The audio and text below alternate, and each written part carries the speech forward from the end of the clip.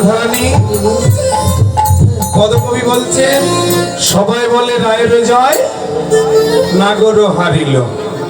নাগর হেরে গেল, ভগবান নিজে হেরে ভক্তকে জিতালেন।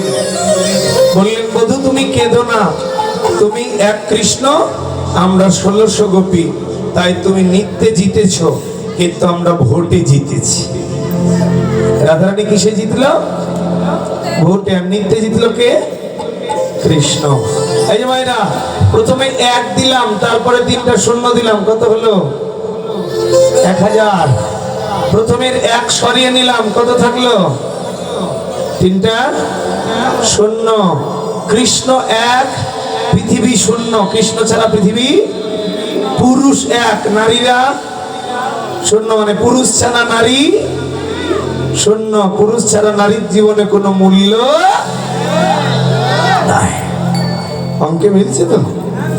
তাই জন্য এবার রাধা গোবিন্দের যুগল নৃত্য সবাই মিলে বলে থাকেন, সবাই নাচি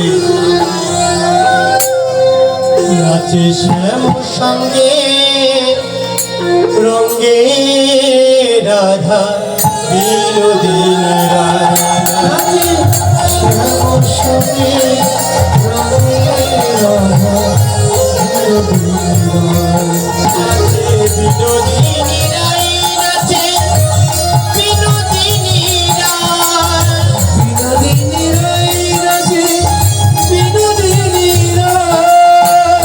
নাচিতে নাচিতে নাচিতে নাচিতে সঙ্গী যেতে চায় তারা, তারি মানে চায় নাচে শ্যাম সঙ্গে রঙ্গে রাধা বিনোদিনী রাই।